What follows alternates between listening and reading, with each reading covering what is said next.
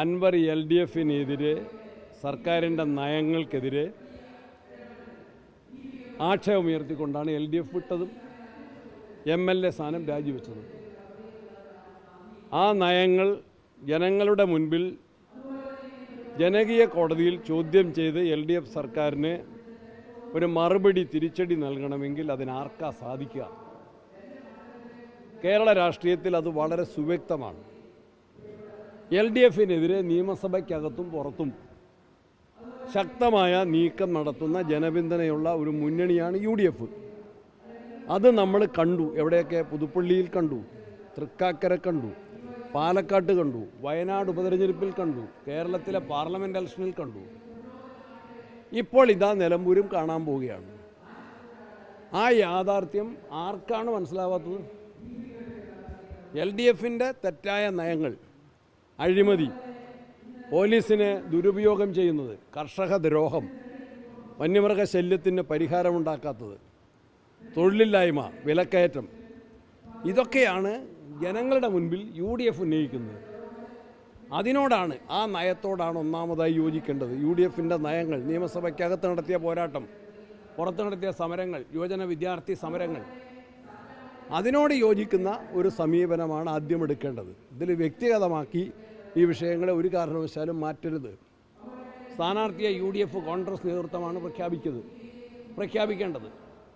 കേരളത്തിലെ കോൺഗ്രസിൻ്റെ election committee നേരിട്ട് യോഗം ചേരാൻ സാധിച്ചില്ല. ഞാനും പ്രതിപക്ഷ നേതാവും മുതിർന്ന നേതാക്കന്മാരുൾപ്പെടെയുള്ള എല്ലാവരുമായിട്ട് ആശയവിനിമയം നടത്തി. മുൻ KPCC പ്രസിഡന്റ് ഉൾപ്പെടെയുള്ള എല്ലാവരുമായിട്ട് ആശയവിനിമയം നടത്തി. ഒറ്റ പേരിൽ ഞങ്ങളെത്തി. അത് ACC പരിഗണിച്ച് പരിശോധിച്ച് അത് പ്രഖ്യാപിച്ചാൽ പിന്നെ UDFൻ്റെ ഭാഗമാകാൻ ആഗ്രഹിക്കുന്ന ഒരു വ്യക്തിയും പാർട്ടിയും അതിനോട് പരസ്യമായിട്ട് വിയോജിപ്പ് പ്രകടിപ്പിക്കുന്നത് ഞങ്ങൾ എങ്ങനെ അംഗീകരിക്കും? ആ ചോദ്യത്തിന് അൻവർ കൃത്യമായും വ്യക്തമായും ഉത്തരം പറയണം. പിന്നെ കോൺഗ്രസ് നേതൃത്വം ഈ കാര്യത്തിൽ ആലോചിച്ച് തന്നെയാണ്, UDF നേതൃത്വം ആലോചിച്ച് തന്നെയാണ്. വളരെ പക്വമായ നിലപാട് തന്നെയാണ്, ഉചിതമായ നിലപാട് തന്നെയാണ്, യുക്തമായ നിലപാട് തന്നെയാണ്.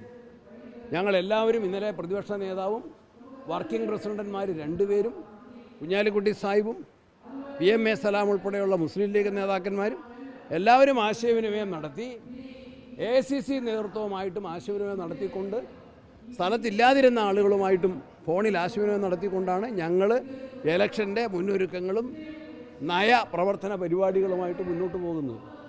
അതിനോട് യോജിക്കാൻ അൻവറിന് കഴിയണം എന്നാണ് എൻ്റെ അഭ്യർത്ഥന. അല്ല, ഞാൻ മുഴുവൻ ഉത്തരവില്ല. This is my suggestion.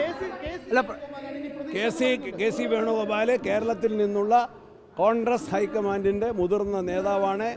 AICCയുടെ സംഘടനാ ചുമതലയുള്ള സെക്രട്ടറിയാണ്. കേരളവുമായിട്ട് വലിയ ഹൃദയബന്ധമുള്ള നേതാവാണ്. അദ്ദേഹം എല്ലാ കാര്യങ്ങളും മനസ്സിലാക്കാനും ഞങ്ങൾക്ക് നിർദ്ദേശം നൽകാനും പ്രാപ്തനാണ്. അൻവർ പറയുന്നത്, അതായത് കാല് പിടിക്കുമ്പോൾ മുഖത്ത് അടിക്കുന്ന സമീപനമാണ്, തൊഴിക്കുന്ന സമീപനമാണ് UDF സ്വീകരിച്ചതെന്നാണ്. ജനങ്ങൾ വിലയിരുത്തട്ടെ. ഒരു വ്യക്തിയെ ആരും ഇൻഡിവിജ്വലി ആരും ഇല്ല.